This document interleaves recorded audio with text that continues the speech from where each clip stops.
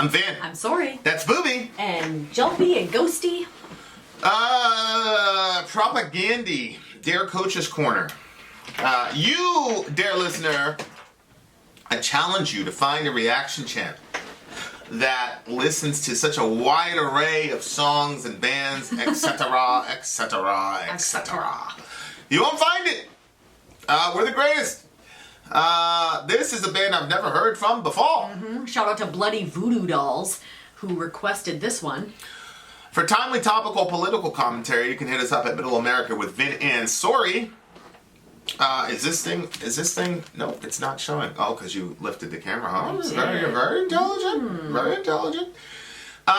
Okay. Work smart, not hard. Work smarter, not harder. If you want to request a song, you can send me an email, vinandsori@gmail.com. You can hit me up on Instagram. You can hit me up on Twitter. You can hit me up on Facebook. Or go the easy route, and reach out to me on Patreon. You can push and on the shove. $75 tier, You or can you can push join and a shove lower to the tier. front of the line. Yeah, you can join a lower tier. I have no issue with that at all. That would be my preferred way. I don't want to work with other people. I don't want to wait. When we went to that theme park that year and they had Fast Pass and it had just been introduced and we got those Fast Passes. Woo, What are you talking about? when I was a teenager. Oh, you mean Disney World? Yeah, and Fast Pass had just come out, so nobody was paying the extra. Was there a We were reason like, you said theme park? Were you trying to avoid saying Disney World? No. Okay. Not at all. I don't know which one. It's like, was it Epcot? Was it, there's so many different ones. And my parents had gotten this 5-pack thing where you could do all over the place. But Forgive her. I don't need to be forgiven. Okay, let's hear it. This is Propagandhi. I'm very interested to hear this song. Go! And go. That was sickening last week, by the way. What? What is going on with you here? That's not. What is this stuff on here? We're Hockey Night in Canada, and we're talking about saving the world and all that stuff. Let's talk hockey. Well, that's the whole idea behind December the 25th. Let's talk about some good guys. Okay. Let's talk about the troops.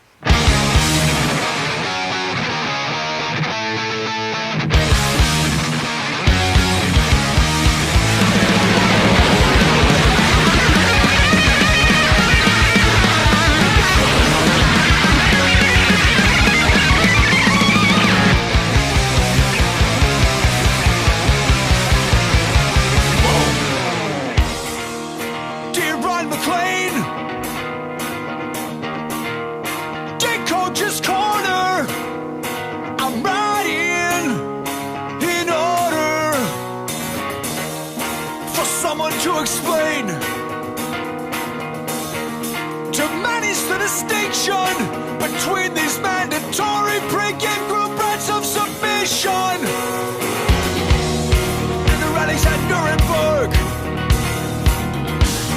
Specifically the function the ritual serves in conjunction with what everybody knows is in the end a kid's game. I'm just appealing to your sense of fair play when I say she's puzzled by this incessant pressure for her to not defy collective will. Yellow ribbon lapels as the soldiers inexplicably repel down from the arena rafters. If not so insane, we'll be grudged for screaming laughter.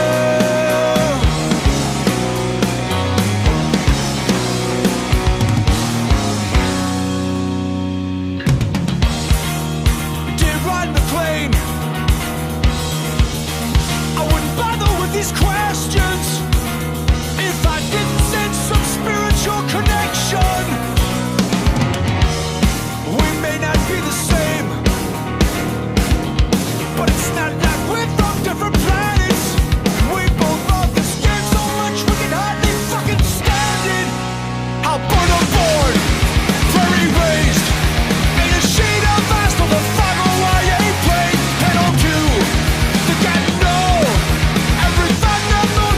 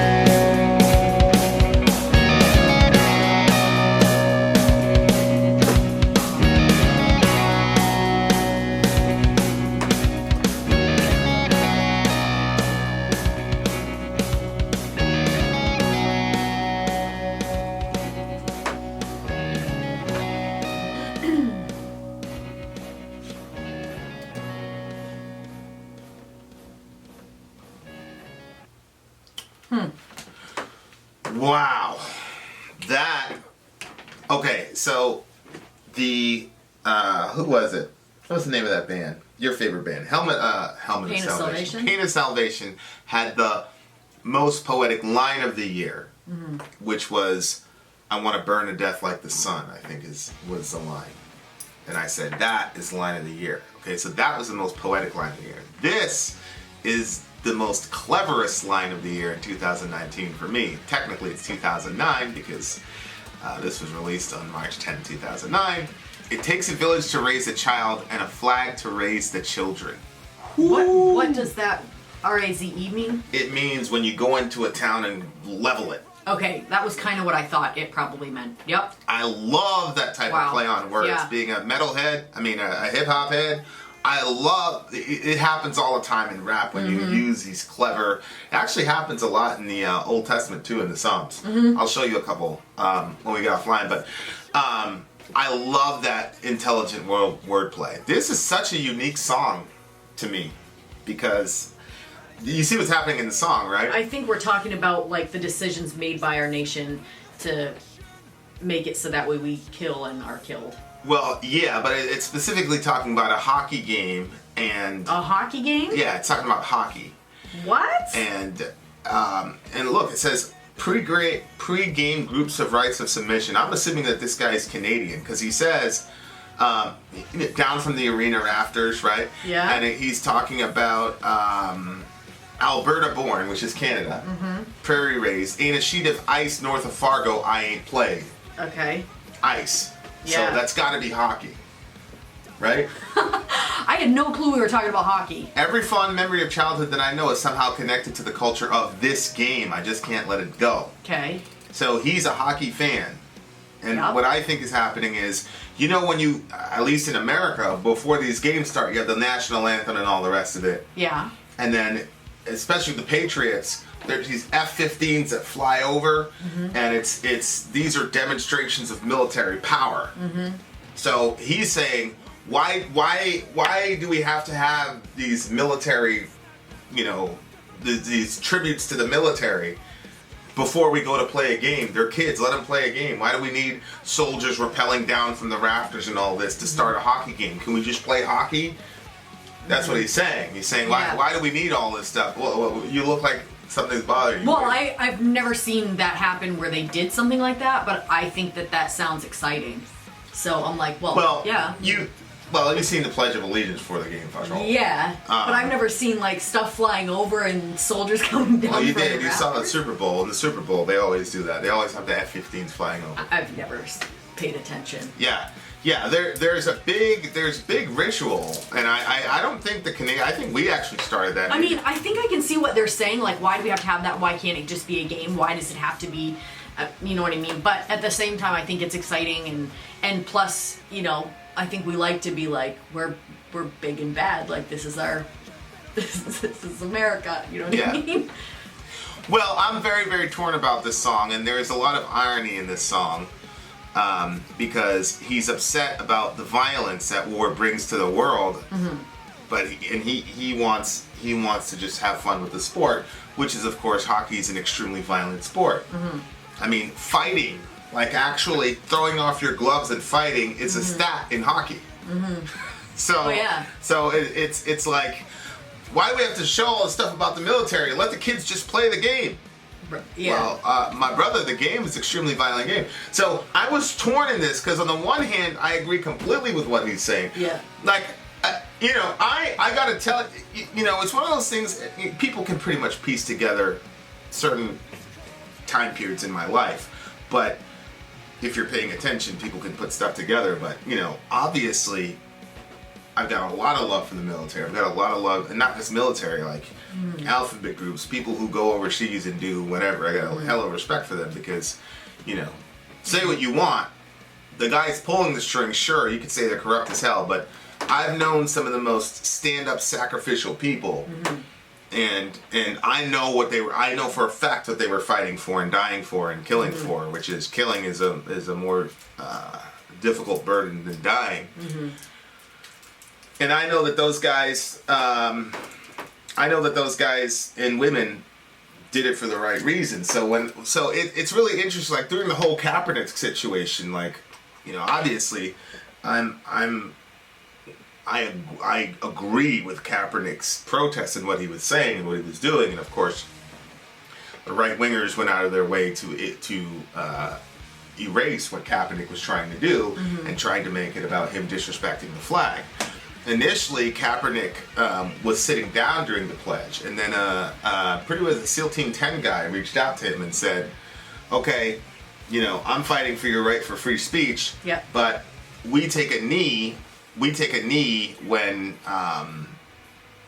you know, when we think about our fallen brothers. So, you know, you don't have to stand, but maybe you could take a knee." Yeah. And that's where the whole kneeling thing happened for Kaepernick. Right. Was he was taking feedback from a Navy SEAL who was telling him, you know, that's not the way to go about it, because, you know, being that offensive is going to skew your message.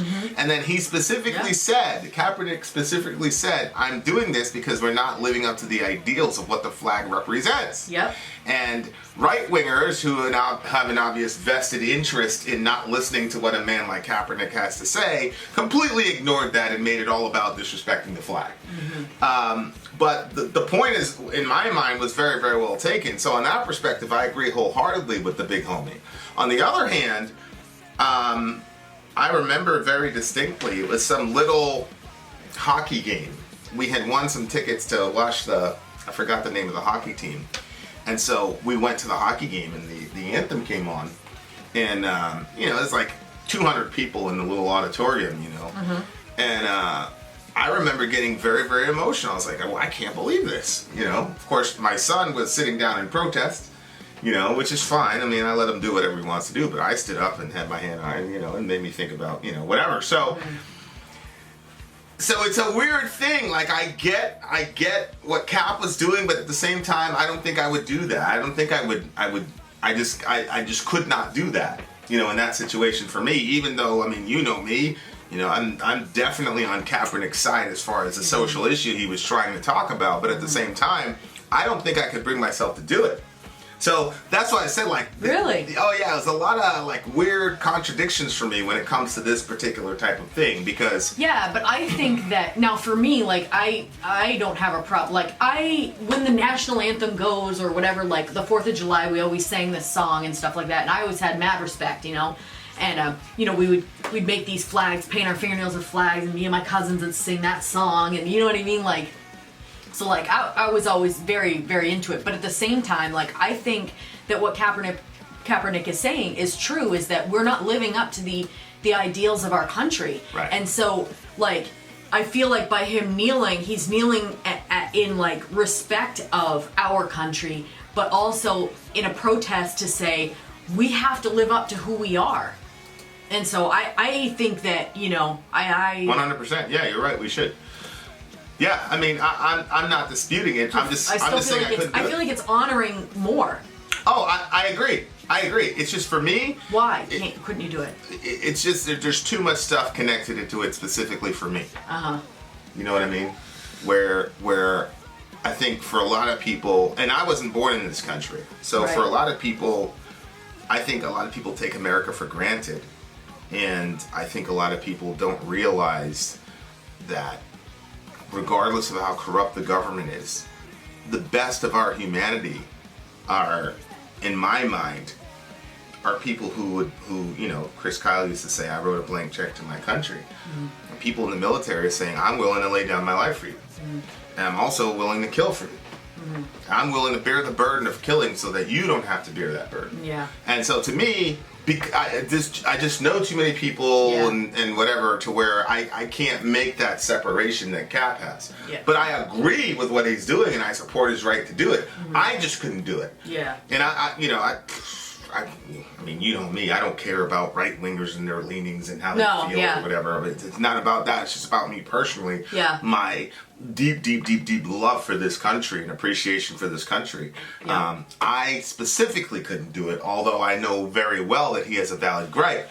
At the same time, though, I definitely see for somebody who's never had the experiences I've had, like, why are we doing this? Like, what is the point? And it's really interesting because, like I said, we just got done watching Spartacus. Yeah. And the interplay between games and political propaganda in the arena was kind of like they were one and the same. Yeah. Because the vast majority of gladiators, with very little exception, were slaves from conquered countries. And then it was like you were watching these slaves having to kill each other because they dared to you know. So the concept in the Western world of sport being used for propaganda, you know, is rooted there. I think theoretically you could make that connection. Yeah. And we are the descendants of these people. You know, like, Yeah. you know, with Italy and Britain and all the rest of it, and then, you know, whatever. So, like, we've inherited ideologies from people, and it's still there.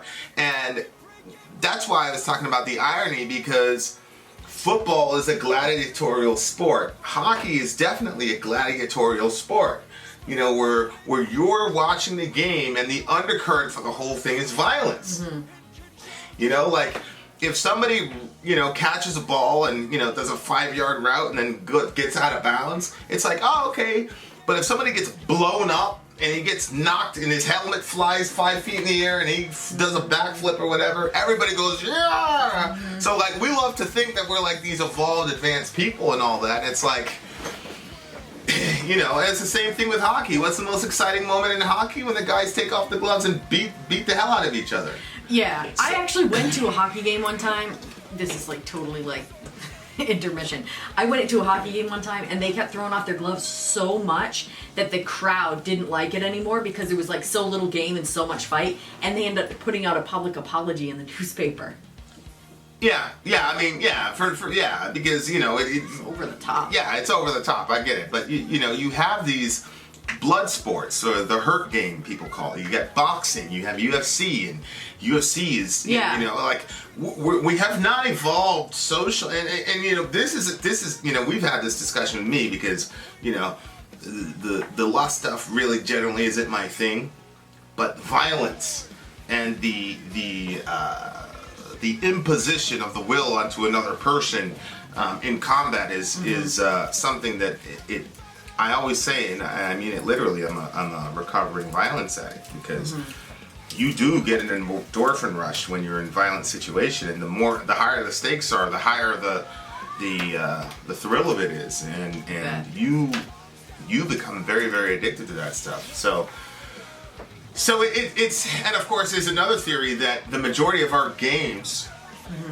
are really just war games, and the whole point of, you know, these games where you have to get to one area and the other team has to stop you from getting to that area is a war game. Like, there's a lot of evolutionary, you know, psychologists who say, okay, we created games so that we could prepare for war. Yeah. Without, it's a kind of a way for us to kind of slip the medicine into the cereal type of thing. Like, oh, you're playing a game, you're not, because the idea that I'm training for war is such a, you know, that's why, you know, when you're going for these places, these you know, special forces, stuff like that, you know, they'll talk to your football coach and whatever. And a lot of these guys have taken part in some sort of contact sport because they've been training for this crap for, you know. Yeah. Of course, a lot of people don't know this, but SEALs, a lot of SEALs were actually water polo players. Which water polo is, you know, you play in a pool and swimming and stuff like that. Yeah. And it's kind of like football, but you have to get to the other person's, you know, territory or whatever, which is the basic. What is war? The basic understanding of war is, I've got a group of people and we need to go to your territory and impose our will in your territory. Yep. That's what war has been. And a lot of these sports are that. Yeah. There's a kind of middle ground. Yep. And then there's your place and my place, and then we have terms like guard. Yeah. And attack and et cetera. Why?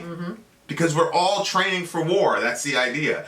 And so it's, on the one hand, he's trying to, again, this is a psychological theory. I agree with it because there's a lot of parallels, and even the way that we use the terminology is almost indistinguishable. Yeah.